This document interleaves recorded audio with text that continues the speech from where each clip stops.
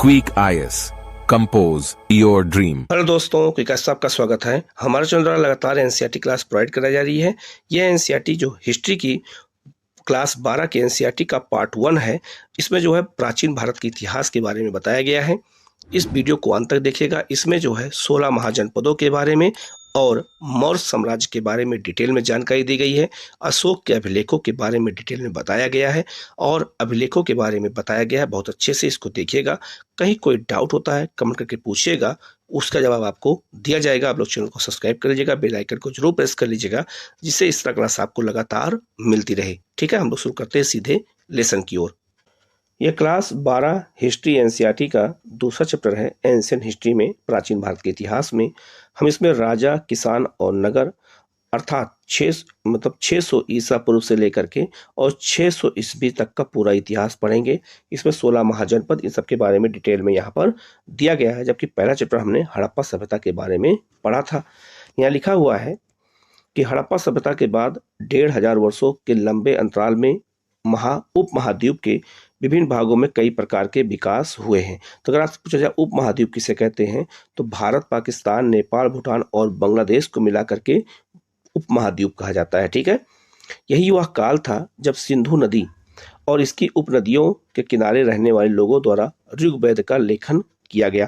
तो याद रखना, जहाँ वैदिक सभ्यता थी वहीं बाद में ऋग्वैदिक सभ्यता का विकास हुआ है। ये बात आपको याद रखना है। ठीक है, और ऋग्वैदिक काल में ही जो है ऋग्वेद का क्या किया गया है, लिखा गया है कि आगे लिखा है कि उत्तर भारत, दक्कन पठार क्षेत्र और कर्नाटक जैसे उपमहाद्वीप के कई क्षेत्रों में कृषक बस्तियां अस्तित्व में आई, मतलब दक्षिण भारत में।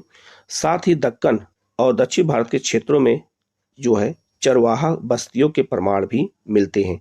ईसा पूर्व पहली शताब्दी के दौरान मध्य और दक्षिण भारत में शव के अंतिम संस्कार के नए तरीके भी सामने आए थे, जिसे हम महापाषाण काल के नाम से जानते हैं। तो याद रखना, महापाषाण काल में जब लोग किसी को दफनाते थे तो बड़े बड़े पत्थरों को लगा देते थे, इसलिए उसे महापाषाण काल कहा गया है।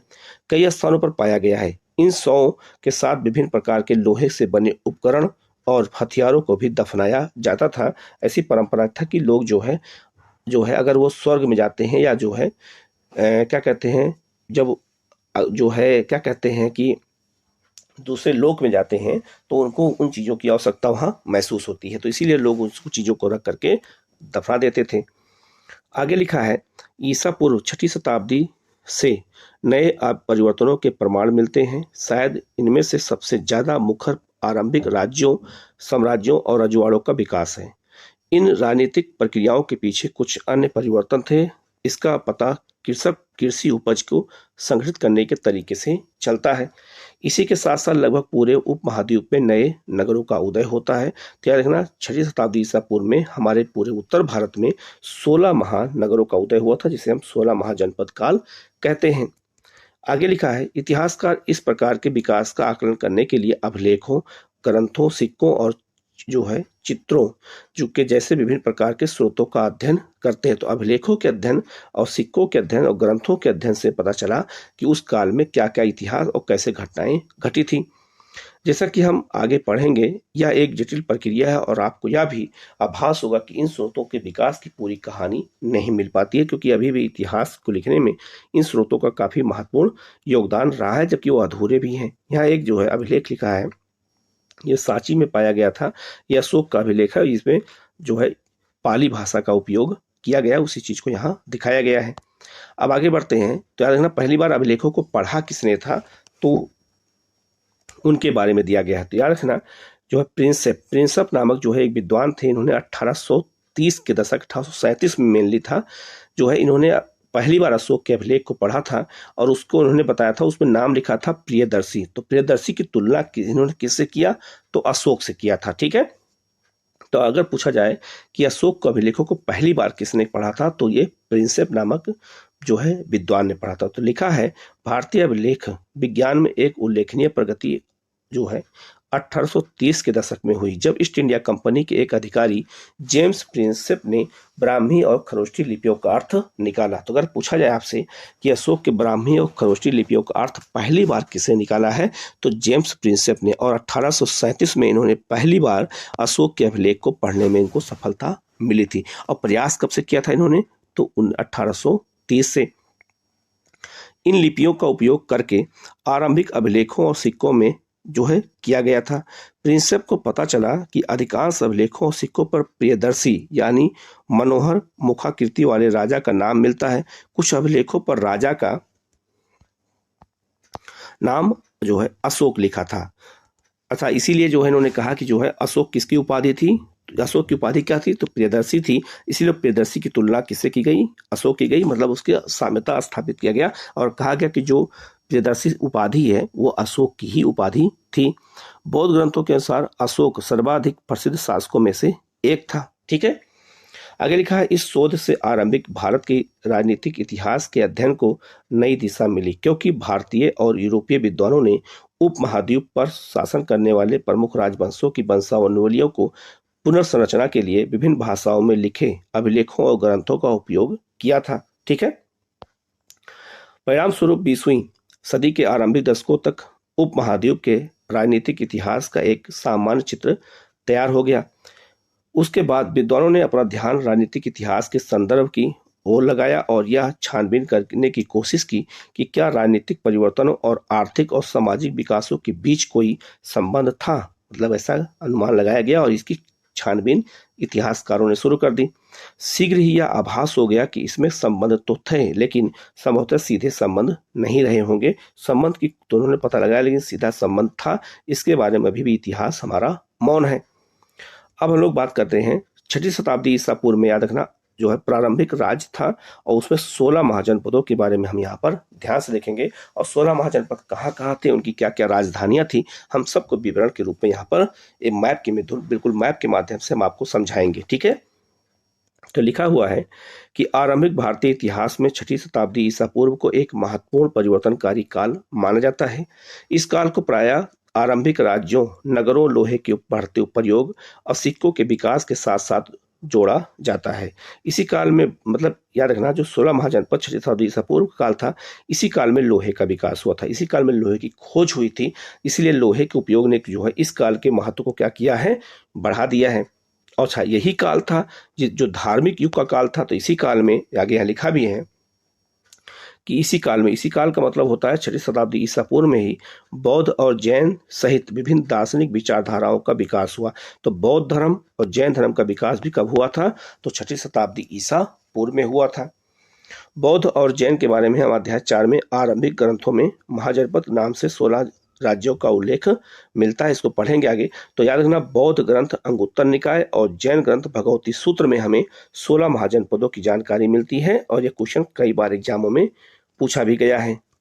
आगे लिखा है, यद्यपि महाजनपदों के नाम की सूची इस ग्रंथों में एक समान नहीं है। मतलब कि जैन और बौद्ध ग्रंथों में जो 16 महाजनपदों की सूची दी गई है उसमें कुछ अंतर हैं, नामों को लेकर के अंतर हैं। ठीक है, लेकिन वज्जी, मगध, कौशल, कुरु, पांचाल, गंधार और अवंती जैसे नाम प्रायः मिलते हैं। मतलब दोनों में ये नाम मिलते हैं जो कॉमन है।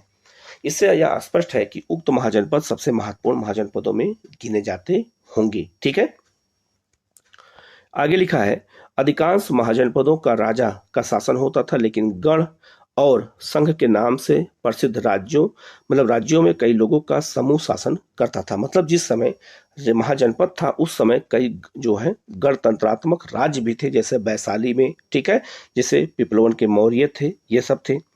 इस समूह का प्रत्येक व्यक्ति राजा कहलाता था। भगवान महावीर और भगवान बुद्ध इन्हीं गणों के से संबंधित थे। तो वज्जी एक महाजनपद था, वो क्या था, एक गणतंत्र था, उसी के में और वज्जी महाजनपद में ही महावीर और गौतम बुद्ध दोनों लोगों का जन्म हुआ था।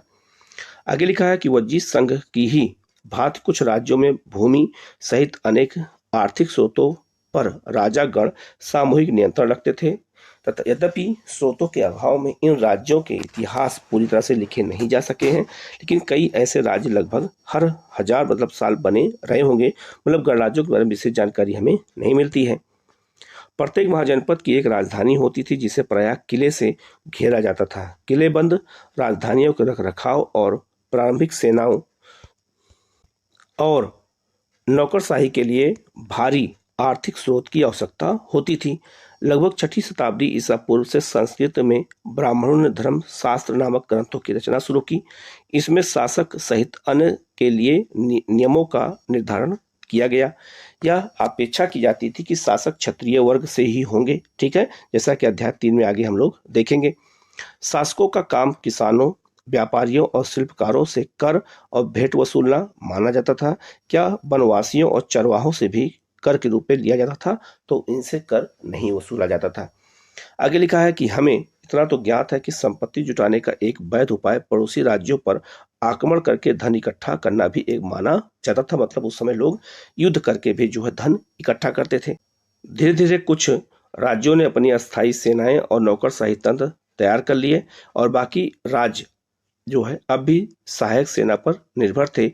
उन्हें प्रायः कृषक वर्ग से नियुक्त किया जाता था। तो कुछ राज्यों के पास अस्थायी सेनाएं हो गई, कुछ लोगों के पास अस्थायी सेनाएं नहीं थी, तो वो किसी न किसी पर निर्भर होते थे, ठीक है।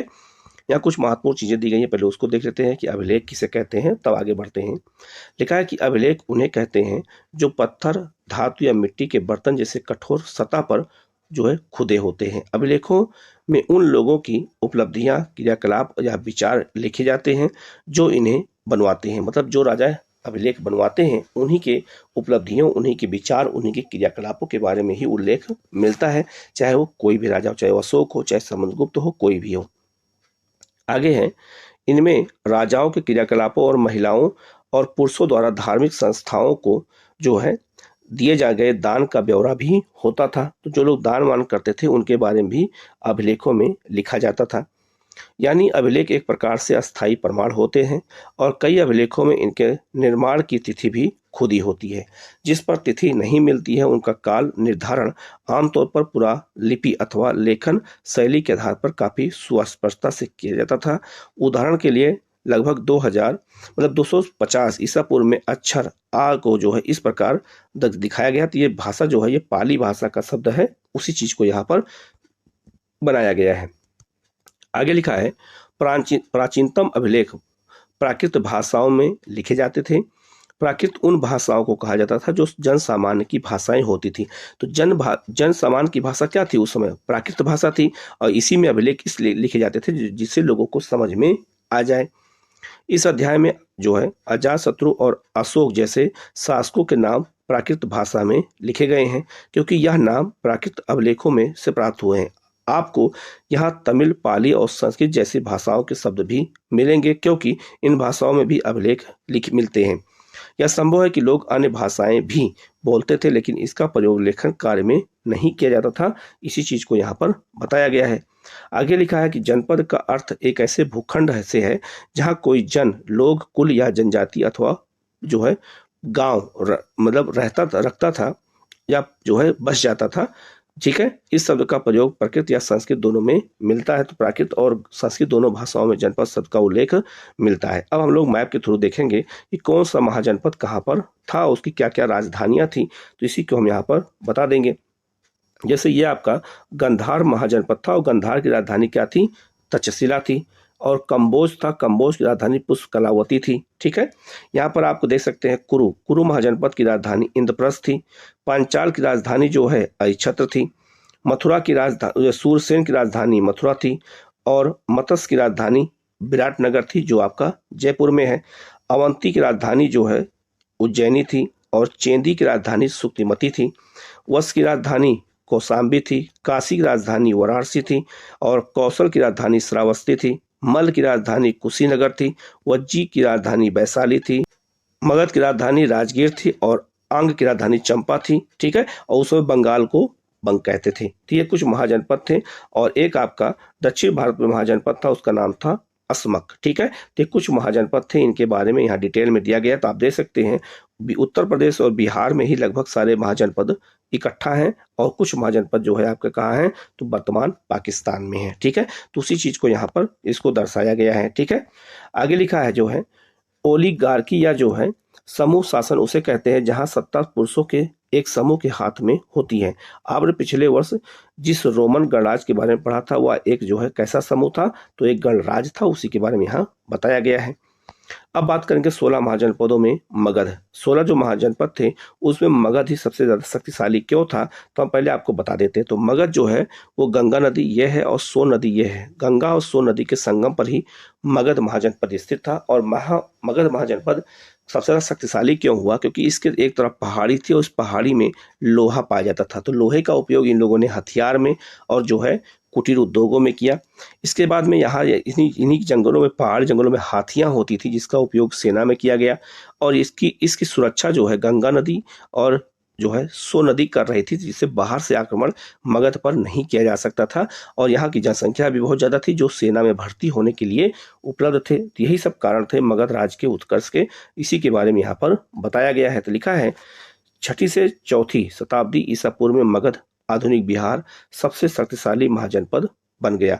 आधुनिक इतिहासकार इसके कई कारण बताते हैं, जैसे मैंने आपको बताया, तो यहाँ भी वो कारणों का उल्लेख किया गया है। लिखा है, तो आपको अगर पूछा जाए कि मगध सबसे शक्तिशाली क्यों हुआ, तो उसी के बारे में मैंने जो बताया है उसी चीज को यहाँ पर अच्छे से बताया गया। तो लिखा है, एक, यह मगध क्षेत्र में खेती की उपज खास तौर पर अच्छी होती थी क्योंकि गंगा और सोन के संगम पे था। दूसरा है, यह एक यहाँ की लोहे की खानें आधुनिक झारखंड में भी आसानी से उपलब्ध थी, जिससे उपकरण और हथियार बनाना सरल था। ठीक है। अगला, जंगली क्षेत्रों में हाथी उपलब्ध थे, जैसा मैंने अभी बताया, जो सेना में एक महत्वपूर्ण अंग थे। साथ ही गंगा और उसकी उपनदियों में से आवागमन जो है सस्ता और सुलभ था। लेकिन आरंभिक जैन और बौद्ध लेखों में मगध की महत्ता का कारण विभिन्न शासकों की नीतियों को भी बताया गया। तो यहाँ के शासक बहुत इंपॉर्टेंट थे जिन्हें मगध के उत्कर्ष में काफी योगदान दिया है, जैसे बिंबिसार, अजातशत्रु, महापद्म नंद जैसे राजा जो है, इन्होंने ये काफी महत्वाकांक्षी थे। इन्होंने शासन व्यवस्था को आगे बढ़ाने में अपनी महत्वपूर्ण भूमिका भी निभाई थी। आगे लिखा है, जो है प्रारंभ में राजगृह, जो आधुनिक बिहार के राजगीर का प्राकृत नाम है, मगध की राजधानी थी। यह रोचक बात है कि इस शब्द का अर्थ है राजाओं का घर। पहाड़ियों के बीच बसा राज जो है गह एक किलेबंद शहर था। बाद में 4ठी शताब्दी ईसा पूर्व में पाटलिपुत्र को राजधानी बनाया गया, किसकी, मगध की, जिसे अब पटना कहा जाता है। तो पाटलिपुत्र से पटना नाम किसने रखा था, तो शेरशाह सूरी ने रखा था, जिसकी गंगा और जो है के रास्ते आवागमन के मार्ग पर एक महत्वपूर्ण अवस्थित था। ठीक है। आगे है, यहाँ पे मैप पे दे सकते हैं, यहाँ पे ये मैप पे दिखाया गया है।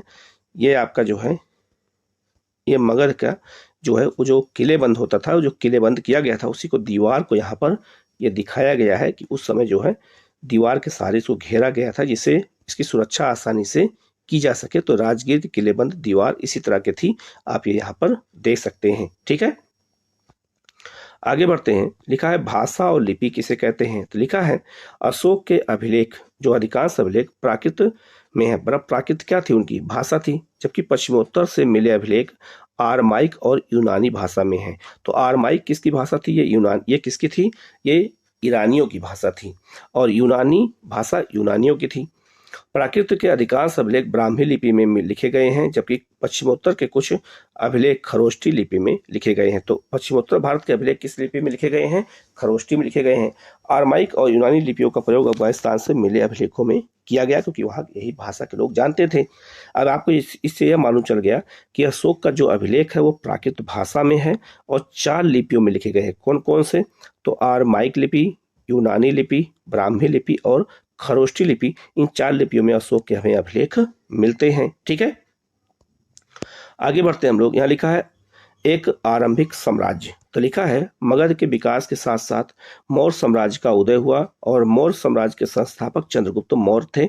लगभग 321 ईसा पूर्व का शासन पश्चिमोत्तर में अफगानिस्तान और बलूचिस्तान तक फैला था, और उनके पौत्र अशोक ने उन्हें आरंभिक भारत का सर्व प्रसिद्ध शासक माना जाता था, और कलिंग आधुनिक उड़ीसा पर उन्होंने विजय प्राप्त की थी। तो अशोक का एकमात्र युद्ध कौन था, और कलिंग पे किया गया था, और इसका उल्लेख हमें अशोक के 10वें शिलालेख से भी मिलता है। ठीक है। आगे लिखा है, मौर्य वंश के बारे में जानकारी प्राप्त करना। मौर्य वंश के बारे में जानकारी प्राप्त करने के क्या क्या स्रोत हो सकते हैं, हम उसकी बात करेंगे। तो लिखा है, मौर्य साम्राज्य के इतिहास की रचना के लिए इतिहासकारों ने विभिन्न प्रकार के स्रोतों का उपयोग किया है। इसमें पुरातात्विक प्रमाण भी शामिल है। तो मौर्य का इतिहास जानने के लिए पहला साधन कौन है, पुरातात्विक प्रमाण है, जिसमें आपका अशोक के अभिलेख है। विशेषतः मूर्तिकला। तो जो मूर्तिकला थी जो है मौर्य काल की, आप इसको देख सकते हैं, ये अशोक का स्तंभ है और ये मूर्तिकला जो है इतिहास को बयां करती है, उस काल के जो है तकनीक को भी बयां करती है कि उस काल की तकनीक कैसी थी कि एक ही पत्थर को काट करके मूर्तियों का निर्माण किया गया। आगे लिखा है मौर्य कालीन इतिहास के पुनर्निर्माण हेतु समकालीन रचनाएं भी मूल्यवान सिद्ध हुई, जैसे चंद्रगुप्त मौर्य के दरबार में आई यूनानी राजदूत मेगास्थनीज द्वारा लिखा गया जो विवरण था। तो मेगास्थनीज ने इंडिका नामक जो पुस्तक लिखी थी उससे भी हमें मौर्यकालीन इतिहास की जानकारी मिलती है। क्यों? क्योंकि मेगास्थनीज जब आया था तो चंद्रगुप्त मौर्य के दरबार में आया और पाटलिपुत्र के प्रशासन की जानकारी ये देता है। आगे लिखा है आज इसके कुछ अंश भी उपलब्ध हैं। एक और स्रोत जिसका उपयोग प्रायः किया जाता है वह है अर्थशास्त्र। तो अर्थशास्त्र याद रखना, यह कौटिल्य ने लिखा था और अर्थशास्त्र में 15 अधिकरण है, 180 प्रकरण है और 4000 श्लोक है। और अर्थशास्त्र जो है राजनीति में लिखी गई, प्रशासन पर लिखी गई पुस्तक है। और हमें मौर्यकालीन इतिहास और प्रशासन की जानकारी कहाँ से मिलती है? तो अर्थशास्त्र से मिलती है। तो याद रखना मौर्य का इतिहास जानकारी के 3 प्रमुख स्रोत है। पहला जो स्रोत है वो पुरातात्विक प्रमाण है, दूसरा कौन सा है? दूसरा है मेगास्थनीज का जो विवरण था और तीसरा है अर्थशास्त्र है। ठीक है, संभवतः इसके कुछ भागों की रचना कौटिल्य या चाणक्य ने की थी जो चंद्रगुप्त के प्रधानमंत्री थे। ठीक है, साथ ही मौर्य शासकों का उल्लेख परवर्ती जैन, बौद्ध और पौराणिक ग्रंथों और संस्कृत जो है में आज जो ग्रंथ लिखे गए थे उसमें भी हमें मौर्य का इतिहास की जानकारी मिलती है।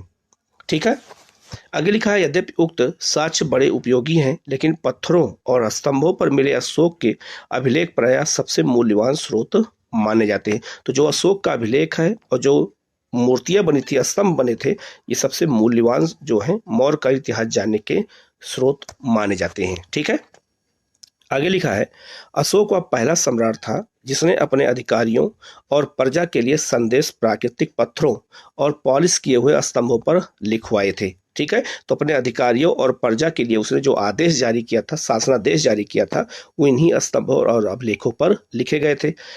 आगे है अशोक ने अपने अभिलेखों के माध्यम से धर्म का प्रचार किया। तो अभिलेखों के माध्यम से ही अशोक ने बौद्ध धर्म का काफी प्रचार किया। इनमें बड़ों के प्रति आदर, सन्यासियों ब्राह्मणों के प्रति उदारता, सेवकों और दासों के साथ उदार व्यवहार और दूसरों के धर्मों और परंपराओं का आदर शामिल है। ये सारी बातें कहाँ मिलती हैं? तो अशोक के अभिलेख में मिलती हैं। ठीक है, आगे है साम्राज्य का प्रशासन। तो कहा जाता है कि अशोक का जो साम्राज्य का प्रशासन था वो अभिलेखों के आधार पर निर्धारण किया जाता है। तो लिखा है मौर्य साम्राज्य जो के 5 प्रमुख राजनीतिक केंद्र थे, राजधानी पाटलिपुत्र और 4 प्रांतीय केंद्र कहाँ कहाँ थे? तो तक्षशिला, उज्जैनी, तोसली और सुवर्णगिरी। ठीक है, तो ये जो है मौर्य साम्राज्य जो है 5 राज्यों में विभाजित था। जो राजधानी जो प्रमुख केंद्र था वो पाटलिपुत्र था और जो आपका जो उत्तरी क्षेत्र है वो तक्षशिला, उज्जैनी आपका क्षेत्र है, वहाँ का उज्जैन का क्षेत्र है। जो आपका कलिंग का क्षेत्र था उसकी राजधानी तोसली थी और गिरी जो है वो दक्षिण भारत में है। ठीक है, इन सबका उल्लेख जो है अशोक के अभिलेखों में किया गया है। यद्यपि हम इन अभिलेखों का परीक्षण करें तो पता चलता है कि आधुनिक पाकिस्तान के पश्चिमोत्तर सीमा प्रांत से लेकर आंध्र प्रदेश, उड़ीसा, उत्तराखंड तक हर स्थान पर एक जैसे संदेश उत्कीर्ण किए गए हैं। क्या इतने विशाल साम्राज्य की प्रशासनिक व्यवस्था समान रही होगी? तो बिल्कुल समान रही होगी, क्योंकि हर जगह एक ही बात के स्तंभ लगाए गए थे। इतिहासकार अब तक इस निष्कर्ष पर पहुंचे हैं कि ऐसा संभव नहीं था। साम्राज्य में शामिल क्षेत्र बड़े विविध और जो है भिन्न भिन्न प्रकार के थे। कहाँ अफगानिस्तान के पहाड़ी क्षेत्र और कहाँ उड़ीसा का तटवर्ती क्षेत्र। यह संभव है कि सबसे प्रबल प्रशासनिक नियंत्रण साम्राज्य की राजधानी तथा उसके आसपास के प्रांतीय केंद्रों तक रहा हो। इन केंद्रों का चयन बड़े ध्यान से किया गया। तक्षशिला और उज्जैनी दोनों लंबी दूरी वाले महत्वपूर्ण व्यापार मार्ग पर भी स्थित थे।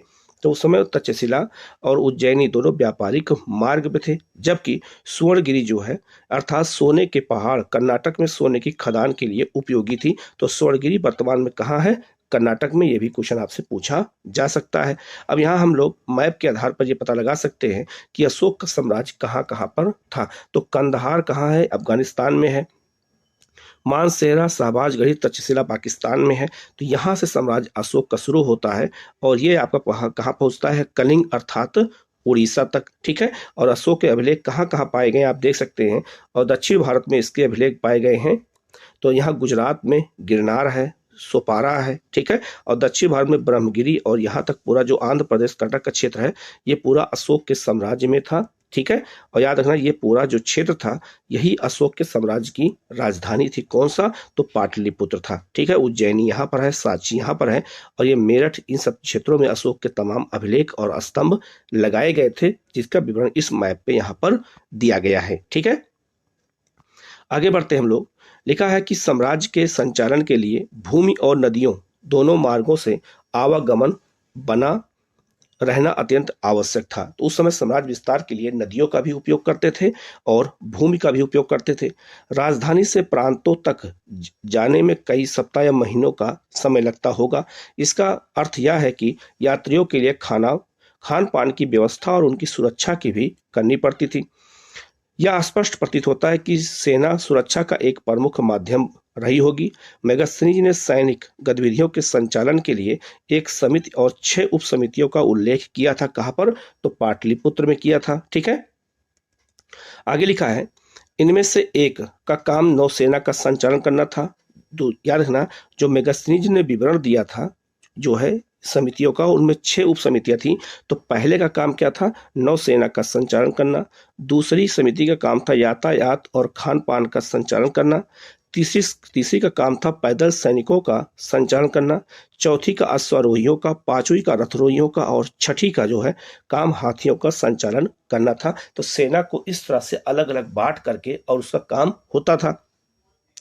दूसरी उप समिति का दायित्व विभिन्न प्रकार का था, जैसे उपकरणों के ढोने के लिए बैलगाड़ियों की व्यवस्था करना, सैनिकों के लिए भोजन और जानवरों के लिए चारे की व्यवस्था करना, क्योंकि सेना में जानवर भी होते थे, और सैनिकों की देखभाल के लिए सेवकों और शिल्पकारों की नियुक्ति भी की जाती थी जो उनके लिए भोजन और दवाओं की भी व्यवस्था कर सके, ठीक है। आगे लिखा है अशोक ने अपने साम्राज्य को अखंड बनाए रखने का प्रयास किया, मतलब वो कभी टूटने ना पाए। ऐसा उन्होंने धम्म के प्रचार द्वारा भी किया। जैसा कि हमने अभी ऊपर पढ़ा कि धम्म के सिद्धांत बहुत ही साधारण और सार्वभौमिक थे। अशोक के अनुसार धम्म के माध्यम से लोगों का जीवन इस संसार में और इसके बाद के संसार में अच्छा रहेगा, ऐसा धम्म का उद्देश्य था।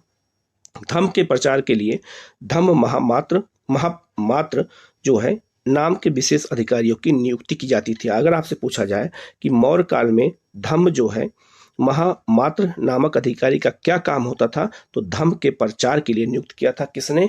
अशोक ने किया था। और साम्राज्य के हर क्षेत्र में जो है धम्म प्रचार के लिए ऐसे महापात्रों को भेजा गया था, ठीक है। यहाँ लिखा है कि जो है एक न्यूज यहाँ बगल में दी गई है, मतलब एक इम्पोर्टेंट जो है इतिहास का एक नोट्स दिया गया है कि सम्राट के अधिकारी क्या क्या कार्य करते थे। तो मेगास्थनीज ने बताया है। तो मेगास्थनीज के विवरण का एक अंश दिया गया है कि साम्राज्य के महान अधिकारियों में से कुछ नदियों की देखरेख और भूमि माप का काम करते थे, जैसा कि मिस्र में होता था, ठीक है। कुछ प्रमुख नहरों उपनहरों के लिए जो है छोड़े जाने वाले पानी के मुख्य द्वार का निरीक्षण करते थे, मतलब अधिकारी लोग, ताकि हर स्थान पर पानी की समान पूर्ति हो सके। यही अधिकारी शिकारियों का संचालन करते थे और शिकारियों के कृत्यों के आधार पर उन्हें इनाम और दंड देते थे, ठीक है, जैसा वो काम करते थे।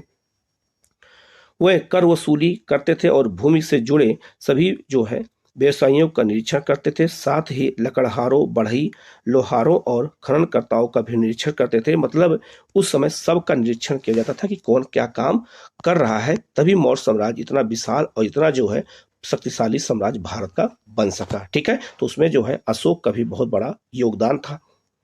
आगे बढ़ते हैं। लिखा है मौर्य साम्राज्य इतना महत्वपूर्ण था, ठीक है। कितना महत्वपूर्ण था इसके बारे में बात करते हैं। तो लिखा है 19वीं सदी में जब इतिहासकारों ने भारत के आरंभिक इतिहास की रचना करनी शुरू की तो मौर्य साम्राज्य को इतिहास का एक प्रमुख काल माना गया। इस समय भारत ब्रिटिश साम्राज्य के अधीन एक औपनिवेशिक था। 19वीं और आरंभिक 20वीं सदी के भारतीय इतिहासकारों को प्राचीन भारत में एक ऐसे साम्राज्य की संभावना बहुत चुनौतीपूर्ण और उत्साहवर्धक लगी। जो हमारे यहाँ अंग्रेज इतिहासकार आए, जब उन्होंने मौर्य काल के बारे में पढ़ना शुरू किया तो उनको बड़ा जो है उत्साह लगा कि ये ऐसा भी इतिहास जो है ये भारत में रहा होगा, ऐसे राज रहे होंगे भारत में। साथ ही प्रशस्त मूर्तियों सहित जो है मौर्यकालीन जो है सभी पुरातत्व एक अद्भुत कला के प्रमाण थे जो साम्राज्य की पहचान पाने मतलब माने जाते थे। इतिहासकारों को लगा कि अभिलेखों पर लिखे संदेश अन्य शासकों के अभिलेखों से भिन्न हैं। इनमें से उन्हें लगा कि अन्य राजाओं की अपेक्षा अशोक एक बहुत शक्तिशाली और परिश्रमी शासक था, क्योंकि उसने हर चीज को अपने अभिलेखों में बहुत अच्छे से वर्णन किया था। आगे है, साथ ही वह बाद के उन राजाओं की अपेक्षा जो है विनीत भी थे जो अपने नाम के साथ बड़ी बड़ी उपाधियां जोड़ते थे। इसलिए इनमें कोई आश्चर्यजनक बात नहीं थी कि 20वीं सदी के राष्ट्रवादी नेताओं ने भी अशोक को प्रेरणा का स्रोत माना, क्योंकि अशोक में वो काबिलियत थी जिसने जो है अशोक को एक महान राजा के रूप में क्या किया, भारत में स्थापित कर दिया। ठीक है, आगे यहाँ लिखा हुआ है कि जो है फिर भी मौर्य साम्राज्य जो है कितना महत्वपूर्ण था, यह साम्राज्य मात्र 150 साल तक ही चल सका। मतलब कि अशोक के बाद जितने भी राजा आए वो कमजोर निकल गए और उन्होंने जो है साम्राज्य को जो अशोक ने बना के रखा था वो आगे नहीं ले जा सके। ठीक है, आगे लिखा है, जिसे उपमहाद्वीप के एक इस लंबे इतिहास में बहुत बड़ा काल नहीं माना जा सकता है। इसके अतिरिक्त यदि आप मानचित्र 2 में देखेंगे तो पता चलेगा कि मौर्य साम्राज्य उपमहाद्वीप के सभी क्षेत्रों में नहीं फैला था, बल्कि यह जो है साम्राज्य की सीमा के अंतर्गत भी नियंत्रण एक समान नहीं था, जैसा वहां पे मैप पर दिखाया गया। दूसरी शताब्दी ईसा पूर्व के आते आते उपमहाद्वीप के कई भागों में नए नए शासक और रजवाड़े स्थापित हो गए थे। जैसे मौर्य काल साम्राज्य समाप्त हुआ तो नए नए राज्य भी क्या हो गए, उस समय स्थापित हो गए। ठीक है, यहाँ लिखा हुआ है, सेना के लिए हाथी पकड़ना। तो लिखा है कि अर्थशास्त्र में सैनिक और प्रशासनिक संगठन के बारे में विस्तृत विवरण मिलता है। तो याद रखना, अर्थशास्त्र जो है ये प्रशासनिक व्यवस्था के बारे में बहुत अच्छी जानकारी मौर्य काल की देता है। मिसाल के तौर पर हाथी को पकड़ने के उपाय के बारे में इसमें क्या लिखा गया है, तो लिखा गया है क्योंकि हाथी जो है सेना के बहुत महत्वपूर्ण अंग माने जाते थे। तो लिखा है, हाथी वनों के संरक्षक, हाथियों को पालने वाले लोग, हाथी के पैरों में जंजीर बांधने वाले लोगों, सीमा रक्षकों, वनवासियों और महावतों के साथ मिलकर 5 से 7 हथिनी की मदद से जंगली हाथियों द्वारा गिराए गए मल मूत्र को पहचानते हुए उन्हें पकड़ने का काम करते थे। ठीक है, यूनानी स्रोतों के अनुसार मौर्य साम्राज्य के पास जो है 6 लाख पैदल सैनिक, 30,000 घुड़सवार और 9,000 हाथी थे। इतनी बड़ी सेना थी। ये जो है हमें विवरण कहाँ मिलता है, तो यूनानी स्रोतों से मिलता है। कुछ इतिहासकार इस विवरण को जो है अतिशयोक्तिपूर्ण मानते हैं, मतलब उसको ये झूठा मानते हैं। कुछ इतिहासकार ऐसा भी सोचते हैं। ठीक है, अब हम लोग आगे बढ़ते हैं। लिखा है, राजधर्म के नवीन सिद्धांत। अब हम लोग थोड़ा दक्षिण भारत की ओर चलेंगे और राजधर्म के जो है नवीन सिद्धांतों की ओर। उसमें लिखा है, दक्षिण के राजा और सरदार। तो लिखा है, उपमहाद्वीप के दक्कन, तो जो आपका ये भारत का क्षेत्र है ये पूरा दक्कन का क्षेत्र कहलाता है। ठीक है, तो लिखा है, उपमहाद्वीप के दक्कन और उससे दक्षिण के क्षेत्र में स्थित तमिलकम अर्थात तमिलनाडु और आंध्र प्रदेश और केरल के कुछ हिस्सों में चोल, चेर और पांड जैसी जो है सरदारियों का उदय हुआ। तो याद रखना, चोल, चेर, पांड ये तीनों जो है संगम काल का उदय हुआ दक्षिण भारत में। ये राज्य बहुत ही समृद्ध और अस्थायी सिद्ध हुए। ठीक है, यहाँ लिखा है, सरदार और सरदारी क्या है। तो लिखा है, सरदार एक शक्तिशाली व्यक्ति होता था जिसका पद वंशानुगत भी हो सकता था और नहीं भी। उसके समर्थक उसके खानदान के लोग होते थे। सरदार के कार्यों, विशेष अनुष्ठान का संचालन, युद्ध के समय नेतृत्व करना और विवादों को सुलझाने में मध्यस्थता की भूमिका निभाना शामिल था। वह अपने अधीन लोगों से भेंट लेना, जबकि राजा कर वसूली करता था और अपने समर्थकों से भेंट का विवरण करता था। सरदारी में सामान्यतः कोई अस्थायी सेना और अधिकारी नहीं होता था। तो सरदारी थोड़ा छोटा था और सरदार काफी बड़ा था, जो राजाओं की तरह ही बिल्कुल रहता था। आगे बढ़ते हैं। लिखा है, हमें इन राज्यों के बारे में विभिन्न प्रकार के स्रोतों से जानकारी मिलती है। किसके बारे में? संगम काल के, चोल, चेर, पांडव के बारे में। उदाहरण के तौर पर प्राचीन तमिल संगम ग्रंथों में ऐसी कविताएं हैं जो सरदारों का विवरण देती हैं कि उन्होंने अपने स्रोतों का संकलन और विवरण किस प्रकार से किया था। कई सरदार और राजा लंबी दूरी के व्यापार द्वारा राजस्व जुटाते थे। ठीक है, इनमें मध्यम और पश्चिम भारत के क्षेत्रों पर शासन करने वाले सातवाहन लगभग दूसरी शताब्दी ईसा पूर्व के से द्वितीय शताब्दी ईस्वी तक और उपमहाद्वीप के पश्चिमोत्तर और पश्चिम में शासन करने वाले मध्य एशियाई मूल के शक शासक शामिल थे। तो याद रखना, जो भारत का जो है दक्षिण क्षेत्र था, जो आपका पश्चिमी और दक्षिणी क्षेत्र था वहां पर सातवाहन थे, और जो पश्चिमी क्षेत्र था वहां पर शक शासकों ने भी शासन किया था, जिसमें रुद्रदामन प्रमुख था। उनके सामाजिक उद्गम के बारे में अधिक जानकारी तो नहीं है, लेकिन जैसा कि हम सातवाहन शासकों के बारे में जो है अध्याय 3 में पढ़ेंगे कि एक बार सत्ता में आने के बाद उन्होंने ऊंचे सामाजिक जो है अस्तित्व का दावा कई प्रकार से किया था। तो सातवाहनों के बारे में जब आगे पढ़ेंगे तो हमें और डिटेल में जानकारी मिलेगी। आगे लिखा है, यहाँ पर एक न्यूज है पर इसको देख लेते हैं। लिखा है पांड्य सरदार जो है सेन गुप्तवन की वन यात्रा। तो यहाँ पर एक वन यात्रा दी गई है, तो इसको एक बार आप लोग केवल देख लीजिएगा, बाकी इसकी इंपॉर्टेंट नहीं है। यहाँ लिखा है दैविक राजा, ये क्या होता है? तो राजाओं के लिए उच्च स्थिति प्राप्त करने का एक साधन विभिन्न देवी देवताओं के साथ जोड़ना था। तो याद रखना, उस समय के राजाओं को देवी देवताओं के साथ जोड़ दिया जाता था और राजाओं की भी पूजा होती थी। ठीक है, तो राजाओं को भी देवता के समान ही माना जाता था। मध्य एशिया से लेकर पश्चिमोत्तर भारत तक शासन करने वाले कुषाण शासकों ने लगभग प्रथम शताब्दी ईसा पूर्व से प्रथम शताब्दी ईस्वी तक इस उपाय का सबसे अच्छा उदाहरण प्रस्तुत किया। तो कुषाण इतिहास की रचना अभिलेखों और साहित्य परंपरा के माध्यम से की गई है। जिस प्रकार राजधर्म को कुषाण शासकों ने प्रस्तुत करने की इच्छा की, उसका सर्वोच्च प्रमाण उनके सिक्कों और मूर्तियों से प्राप्त होता है। तो मथुरा के क्षेत्र में ये लोग शासन करते थे, पेशावर से लेकर के और मथुरा तक कुषाण राजा। ठीक है, जिसमें कनिष्क सबसे महत्वपूर्ण था। आगे लिखा है, उत्तर प्रदेश में मथुरा के पास माठ के एक देवस्थान पर कुषाण शासकों की विशालकाय मूर्तियां लगाई गई थी। अफगानिस्तान के एक देवस्थान पर भी इसी प्रकार की मूर्तियां मिली हैं। तो अफगानिस्तान से लेकर के उत्तर प्रदेश के मथुरा तक का शासन किसका था? तो ये कुषाणों का था। कुछ इतिहासकारों का मानना है कि इन मूर्तियों के जरिए कुषाण स्वयं को देवतुल्य प्रस्तुत करना चाहते थे, और कई कुषाण शासकों ने अपने नाम के आगे देवपुत्र की उपाधि भी लगाई थी। तो अगर आपसे पूछा जाए कि देवपुत्र की उपाधि जो है किस वंश के राजा लगाते थे, तो कुषाणों के। संभवतः वे उन चीनी शासकों से प्रेरित हुए होंगे जो स्वयं को स्वर्गपुत्र कहते थे। तो जो चीनी शासक होते थे वो कौन सी उपाधि लेते थे? स्वर्गपुत्र की लेते थे। और देवपुत्र की उपाधि किसने लिया था? तो कुषाणों ने लिया था। आगे लिखा है, 4वीं शताब्दी ईस्वी में गुप्त साम्राज्य सहित कई बड़े साम्राज्यों के साक्ष्य मिलते हैं। इनमें से कई साम्राज्य सामंतों पर निर्भर थे। सामंत मतलब होता है छोटे छोटे जमींदारों पर निर्भर थे। अपना निर्वाह स्थानीय संसाधनों द्वारा करते थे, जिसमें भूमि का नियंत्रण भी शामिल था। वह शासकों का आदर करते थे और उनकी सैनिक सहायता भी करते थे।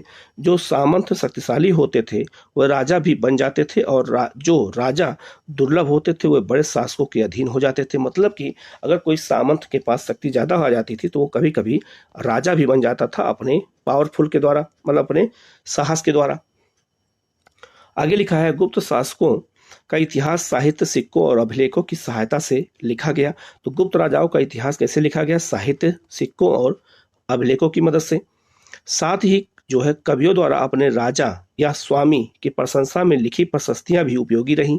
यद्यपि इतिहासकार इन रचनाओं के आधार पर ऐतिहासिक तथ्य निकालने का प्रायः प्रयास करते रहे हैं। ठीक है, तो यहाँ पर आप देख सकते हैं ये सिक्का है जो है कुषाणों का सिक्का है, और एक तरफ देखो राजा की आकृति बनी हुई है, एक तरफ जो है देवी की आकृति बनी हुई है या देवता की आकृति, दोनों बनाया गया है। तो इसका मतलब उस समय जो है किस तरह से सिक्के बनते थे उसको यहाँ पर दिखाया गया है।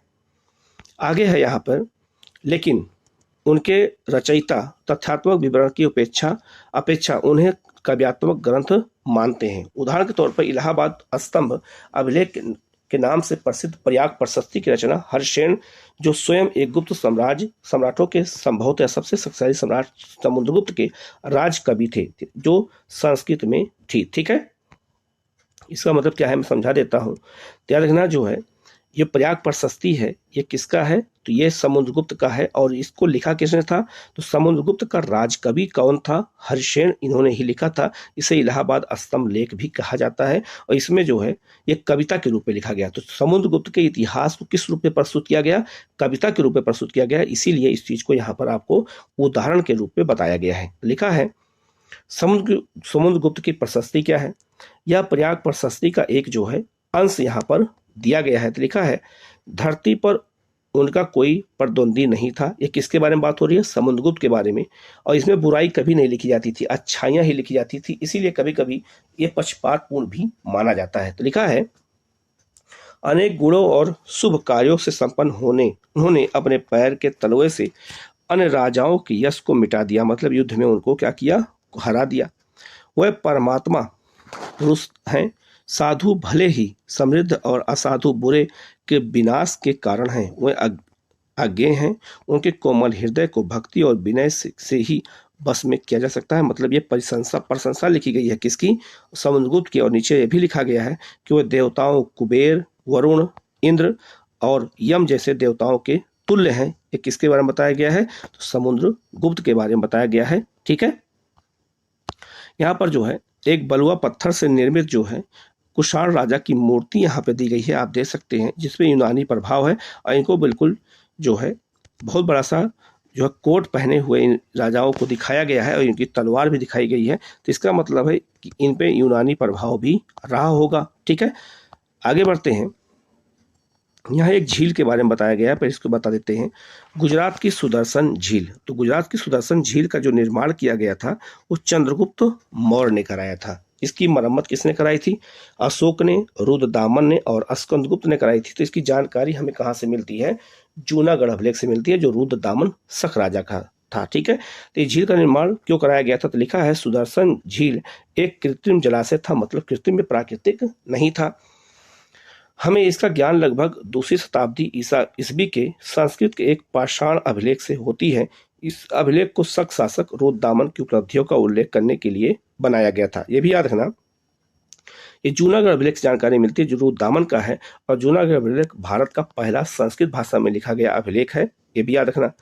आगे लिखा है, इस अभिलेख में कहा गया है कि जल द्वारों और तटबंधों वाली इस झील का निर्माण मौर्य काल में एक स्थानीय राजपाल द्वारा किया गया था, लेकिन एक भीषण तूफान के कारण इसके तटबंध टूट गए और सारा पानी बह गया। बताया जाता है कि तत्कालीन शासक रुद्रदामन ने इस झील की मरम्मत अपने खर्च से करवाई थी और इसके लिए अपनी प्रजा से कर भी नहीं लिया था। ठीक है, और इसी पाषाण खंड पर एक और अभिलेख जो है लगभग 5वीं शताब्दी में लिखा गया था, और वो किसका था? तो गुप्त राजा स्कंदगुप्त का था, जिसमें कहा गया है कि गुप्त वंश के एक शासक ने एक बार इस झील की मरम्मत कराई थी।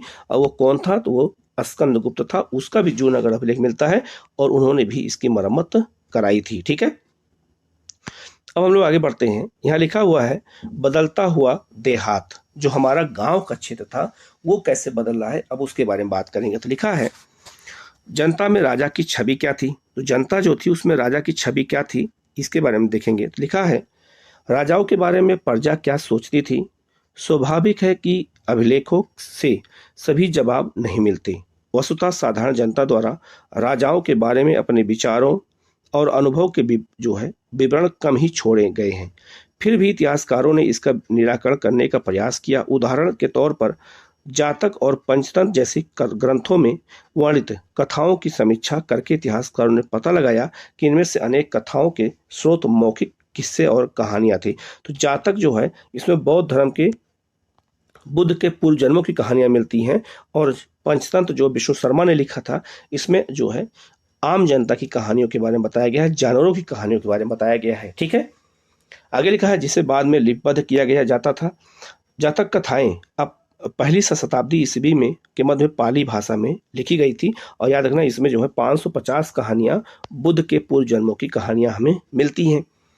आगे लिखा है, गंध तीन्दु जातक एक मतलब भाग है नामक जातक एक कहानी में बताया गया है कि एक जो है कुटिल राजा की प्रजा किस प्रकार से दुखी रहती है, और इन लोगों में वृद्ध महिलाएं, पुरुष, किसान, पशुपालक, ग्रामीण बालक और यहाँ तक कि जानवर भी शामिल हैं। जब राजा अपनी पहचान बदलकर प्रजा के बीच में यह पता लगाने के लिए गया कि लोग उसके बारे में क्या सोचते हैं, तो एक एक करके सबने अपने दुखों के लिए राजा को भला बुरा कहा। ठीक है, इसी से मालूम चला ना कि जनता के मन में राजा के प्रति क्या है। उनकी शिकायत थी कि राजा रात में डकैत उन पर हमला करते हैं, तो दिन में कर इकट्ठा करने वाले अधिकारी होते हैं। तो वही अधिकारी रात में डकैती करते थे और दिन में कर वसूलते थे। ऐसी परिस्थिति में से बचने के लिए लोग अपने अपने गांव छोड़कर जंगल में बस गए थे। ठीक है, तब राजा को जब मालूम चला तो राजा को बड़ा दुख हुआ होगा। तो लिखा है, जैसा कि इस कथा से पता चलता है कि राजा और प्रजा, विशेषकर ग्रामीण प्रजा के बीच संबंध तनावपूर्ण रहते थे, क्योंकि शासक अपने राजकोष को भरने के लिए बड़े बड़े कर की मांग करते थे, जिससे किसान आमतौर पर त्रस्त रहते थे। और इस जातक कथा से पता चलता है कि इस संकट से बचने का एक उपाय जंगल की ओर भाग जाना होता था। इसी बीच करों की बढ़ती मांग को पूरा करने के लिए किसानों ने उपज बढ़ाने और नए उपाय ढूंढने भी शुरू कर दिए थे। तो जो किसान नहीं भाग सके वो नए उपाय ढूंढना शुरू कर दिया। उपज बढ़ाने के क्या तरीके थे उस समय? तो उपज बढ़ाने का एक तरीका हल का प्रचलन था, जो 6वीं शताब्दी ईसा पूर्व से ही गंगा और कावेरी की घाटियों के उर्वर कछारी क्षेत्र में फैल गया था। तो याद रखना, उस समय लोग लकड़ी के स्थान पर लोहे का उपयोग करने लगे, जिससे कृषि उत्पादन क्या हो गया, बढ़ गया।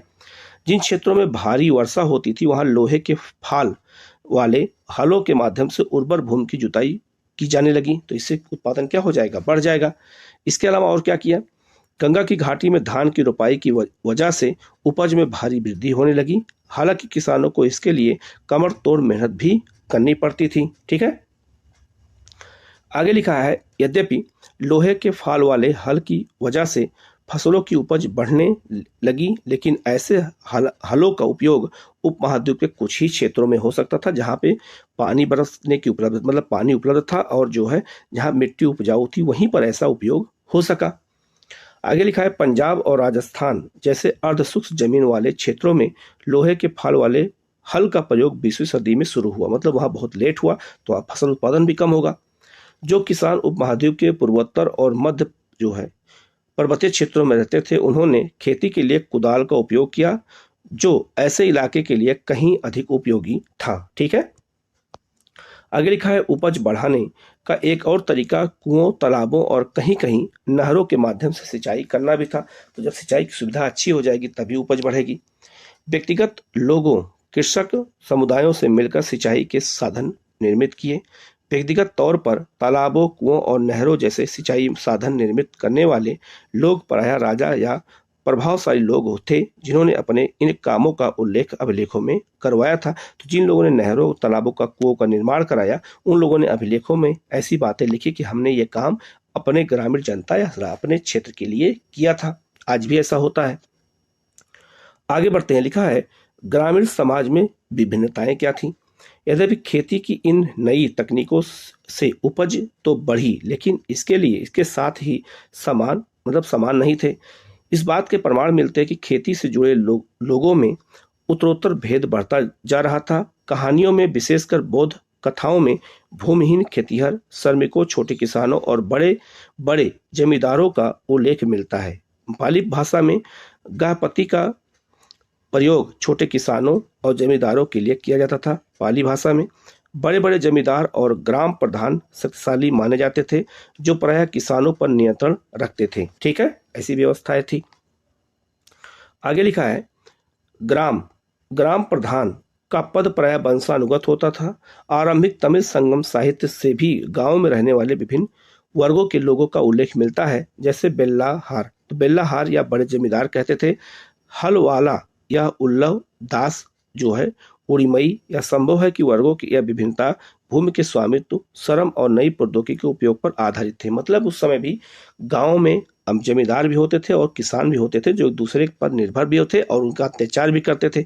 ऐसी परिस्थिति में भूमि का स्वामित्व महत्वपूर्ण हो गया, जिसकी चर्चा प्रायः विधि ग्रंथों में भी की गई थी। तो इसके बारे में यहाँ पर बताया गया है। गृहपति कौन होता था? तो गृहपति घर का मुखिया होता था और घर में रहने वाली महिलाओं, बच्चों, नौकरों और दासों पर नियंत्रण रखता था। घर से जुड़े भूमि, जानवर या अन्य सभी वस्तुओं का वह मालिक होता था। कभी कभी इस शब्द का प्रयोग नगरों में रहने वाले संभ्रांत व्यक्तियों और व्यापारियों के लिए भी होता था। इस बात को भी आपको याद रखना है। ठीक है, यहाँ एक न्यूज दिया गया, इस पर देख लेते हैं। लिखा है, सीमाओं का महत्व। क्या है सीमाओं का महत्व?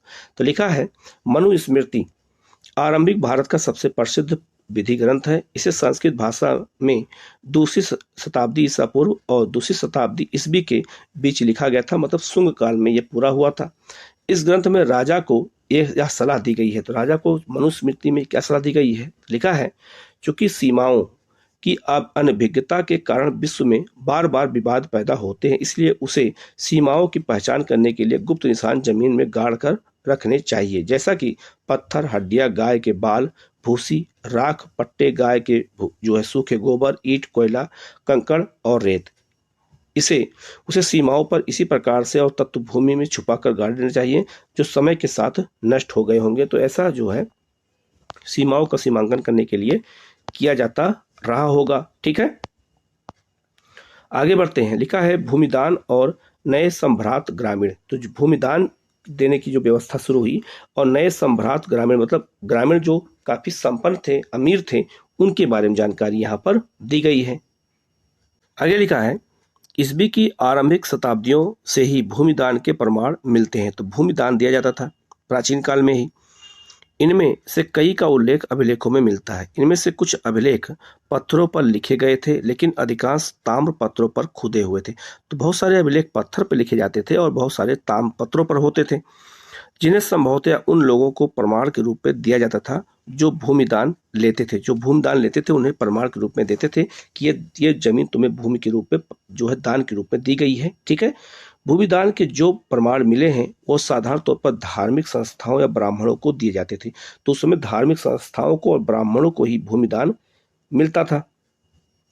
अधिकांश अभिलेख संस्कृत में थे, विशेषकर 7वीं शताब्दी के बाद के अभिलेखों में कुछ अंश संस्कृत में थे। तो बाद के जो अभिलेख लिखे गए वो संस्कृत में लिखे गए और कुछ तमिल और तेलुगु जैसे स्थानीय भाषाओं में भी लिखे गए। आइए एक ऐसे अभिलेख पर ध्यान से विचार करते हैं। तो लिखा है, प्रभावती गुप्ता आरंभिक भारत के एक सबसे महत्वपूर्ण शासक चंद्रगुप्त द्वितीय लगभग जो है 375 से 415 ईस्वी की मतलब उनकी पुत्री थी। किसकी? चंद्रगुप्त द्वितीय की पुत्री थी। उनका नाम था प्रभावती गुप्ता। ठीक है, इनका विवाह जो है दक्कन पठार के वाकाटक परिवार में हुआ था, जो एक महत्वपूर्ण शासक वंश था। तो वाकाटक दक्षिण भारत में था। संस्कृत धर्मशास्त्रों के अनुसार महिलाओं को भूमि जैसी संपत्ति पर स्वतंत्र अधिकार नहीं था, लेकिन एक अभिलेख से पता चलता है कि प्रभावती भूमि की स्वामी थी और उसने दान भी दिया था। इसका एक कारण यह हो सकता है कि क्योंकि वह एक रानी आरंभिक भारतीय इतिहास में कुछ रानियों के बारे में थी और इसीलिए उनका जो है उदाहरण एक विरल हो सकता है। ठीक है, यह भी संभव है कि धर्मशास्त्रों को हर स्थान पर समान रूप से लागू नहीं किया जा सकता होगा, यह भी हो सकता है। अभिलेख से हमें ग्रामीण प्रजा का भी पता चलता है। इस जो है इनमें ब्राह्मण, किसान और अन्य प्रकार के वर्ग शामिल थे, जो शासकों या उनके जो है प्रतिनिधियों को कई प्रकार की वस्तुएं प्रदान करते थे। अभिलेख के अनुसार इन लोगों को गांव के नए प्रधान की आज्ञाओं का पालन करना पड़ता था और संभवतः अपने भुगतान जो है उसे ही देने पड़ते थे। इसके बारे में बताया गया है।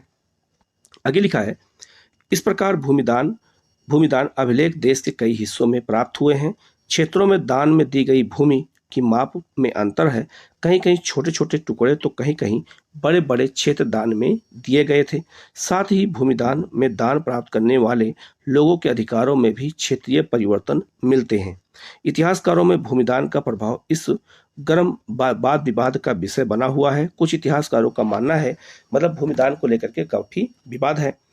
तो कुछ इतिहासकारों का मानना है कि भूमिदान शासक वंश द्वारा कृषि को नए क्षेत्रों में प्रोत्साहित करने की एक रणनीति थी, जबकि कुछ का कहना है कि भूमिदान से दुर्बल होते राजनीतिक प्रभुत्व का संकेत मिलता है।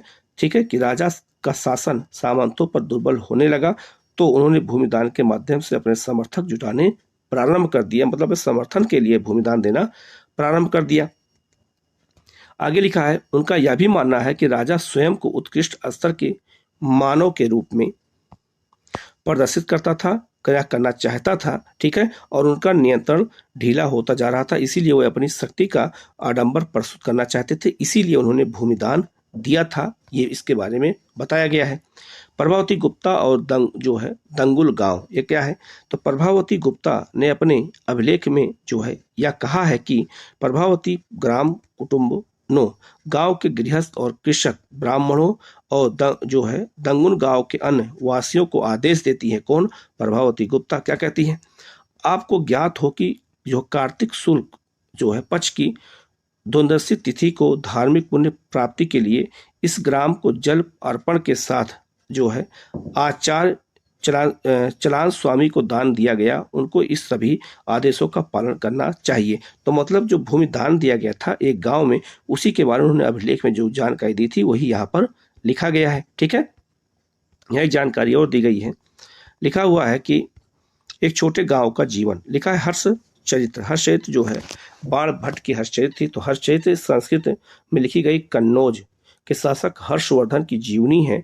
इसके लेखक बाण भट्ट थे। ठीक है, हर्षवर्धन के राजकवि थे। तो बाण भट्ट कौन थे? हर्षवर्धन के राजकवि थे।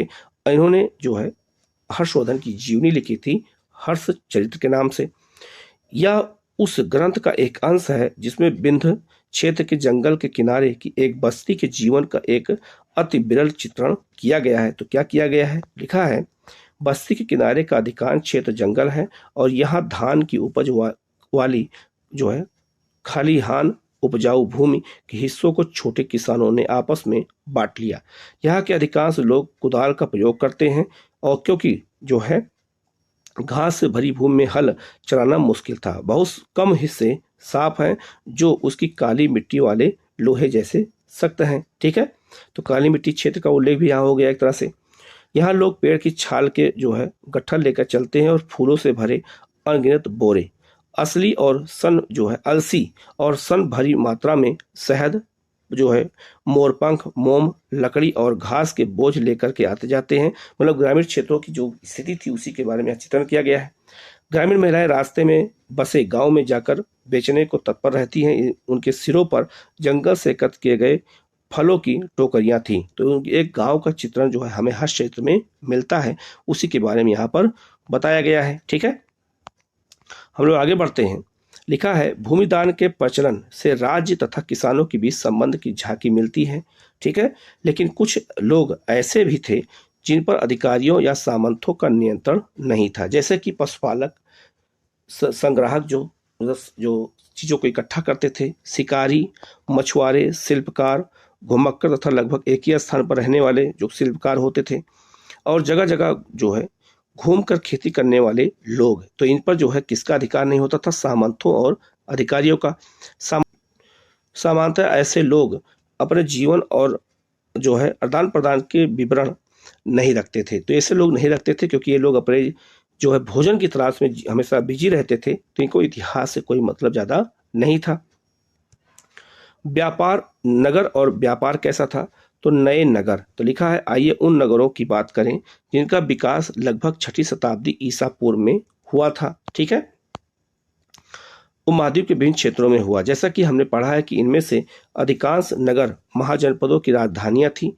प्राय सभी नगर संचार मार्गों के किनारे बसे थे।